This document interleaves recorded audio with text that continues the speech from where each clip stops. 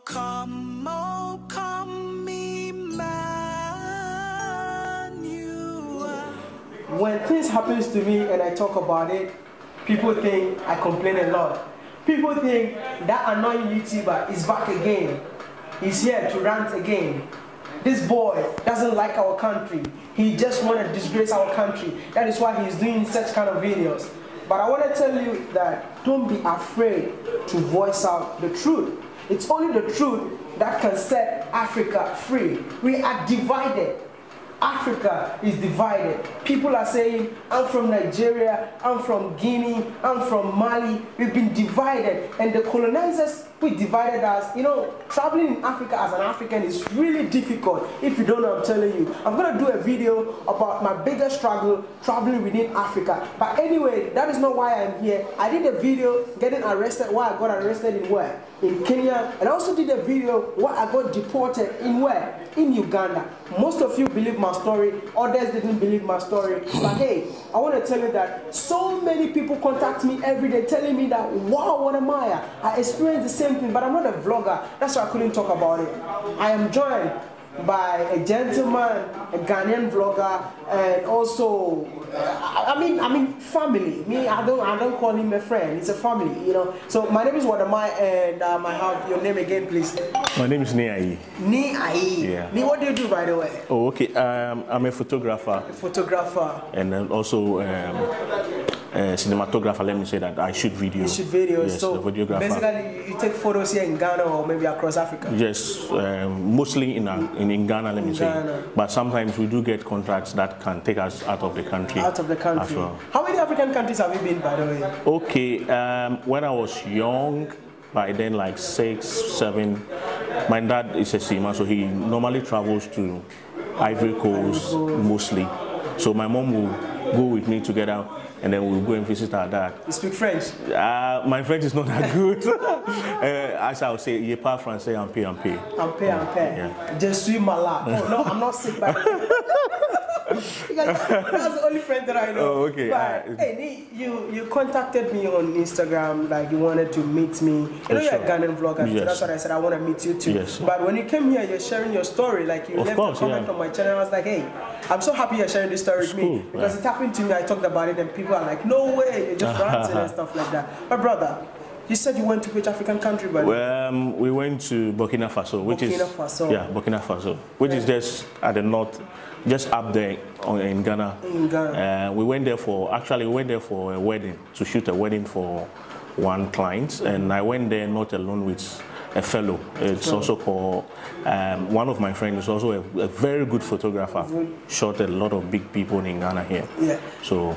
Okay, so during your stay in Burkina Faso, you said you got arrested. Of course, we were arrested. What was the crime that you committed that you got arrested? For just taking a picture with a phone. With just a phone? With just a phone. You got arrested? Yes, we were arrested. No reason, just using your phone to take photos? Yes, yes, of course. It's so sad. It's so sad, and we were arrested, of course. Yeah. Do you guys believe this? I got arrested in Kenya for the same reason. I got arrested in Uganda for the same reason. So which means I was not lying to you guys. Yeah, it's true. What happened? Like, can you tell us, like, when you started taking the videos, what happened? Did you see any sign of you don't have to take photos There wasn't any sign which indicates that you are not supposed to take a picture here. Actually, the place was just, you know, my friend wanted me to take him a picture, and behind him was a signboard written on it Burkina Faso. Okay. So later we got to realize that it was just a construction place. So whatever that was to be erected there has been inscription on the signboard. Okay. So he wanted me to take a picture where he will see Burkina Faso written on the signboard, and that was all. He has been to Burkina Faso. Yes, just to show, you know, then kind of a thing. And that was what led us to. When you were taking the photo, a police came and arrested you, or what happened? No, it's a police. It was just a mere a citizen. Let me say, just a citizen. So he came. My French is not that. Let me say, I'm not that good in French. You know, I could hear one or two. So what he was saying, and then I heard him saying "supprima," which means delete. So I told him, okay, no problem. If he doesn't want us to take pictures here, I'll delete it as he said. So I deleted, I showed him the phone, which shows that I've deleted the video. So we left and we're going. And then another man called us. So my friend was like, okay, let's go. I said, oh, let's go and listen to what they will say. Just because we are all one people. Maybe they will give us some guidelines or something. We went, and then this man was speaking a lot of French, plenty French. This one, it was over me. I couldn't understand anything. So all that he was talking, then all of a sudden, I saw him bringing out his phone, making a call. So we were thinking, okay, he's calling someone who can interpret French as we speak English, and then we waited and waited and waited and then waited for almost about 30 minutes. So there was this man who came. The man could speak a little English. Okay. I narrated a story to him, and he was like, oh, but this is not anything. So I called him to narrate and translate what I said to the other man. And the man was like giving him a sign, like something like, it's okay, no, he doesn't want to hear something. I was like, really? Okay, so we stood there thinking he was calling another person. We stood there for almost an hour, and all we could see was 2 police officers in uniform, senior officers, with another police officer with a gun, with a pickup. So in all, they were like, I think 4 people or so. They came. So I even called, trying to signal the man who could speak English, just to translate what I said to the police officers. And from the way things were going, I saw that the man told him not to speak when the police come. And I'm sure the way they handle us, this man told a lie to the police people. So they took us, put us into the pickup, drove us far away to their station. And when we got there, they asked people who could, they were asking if there's anyone who speaks English. And it was so amazing. When they picked us up, the police guy, we were asking him if he speaks English. He said, no, il ne parle pas anglais, il ne parle pas anglais. So on our way going, then this guy said, you guys, where are you from? I was like, so you could speak English. Also, we thought we've gotten someone who could. I was like, okay, we are from Ghana, and what are we doing here? I said, oh, we came here to shoot a wedding for a client. So, and they said, what were we doing? You said, oh, we're just taking a picture with our phones, just ourselves, not saving a place. And he kept quiet.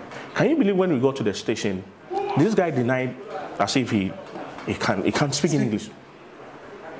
He said he doesn't speak English. And I was like, what? You just spoke English. And so that is where I started thinking something was going on somewhere. So we weren't having numbers, so we have to call our clients with data on WhatsApp. And then he said he will come. So how long did you stay behind bars? For almost about 5 hours. Wow. 5 hours. They detained us 5 hours. And we're there with the other cellmates in there. And I think, you know, in Ghana, we have this kind of, when you go to cell for the first time, they will bully you, welcome you. But I think maybe, I was telling my friend, maybe because of my structure, or so that deterred them a little bit. Wow. And it was so amazing. I was so sad. I nearly got some kind of hatred for Francophones, but you know, I'm a Christian, and then those kind of things don't with us. I'm sure, because you told me you have a dream of traveling and taking photos around Africa. Yes. Are you still going to do that? Actually, from what we went through, really down on me. And I do a lot of documentaries also with pictures. I have a documentary page on Instagram and all those kind of things. But because of what happened, I have to shut down everything. No documentary, no shooting of anything with our phones. So the rest of the days that we were there, we were indoor. We never went out. We were supposed to spend more days, but we told our client that we want to leave the next morning when we are done with the program. And then they ordered our ticket for us to catch a bus and then come back to Ghana. It was so sad. So after everything went, it was like a movie, but it was real. So just to ease tension, we were just laughing over it, and then my friend, we came out with a phrase and we say, oh, this is la tour de la prison, which means we went to tour in Burkina Faso and toured in prison.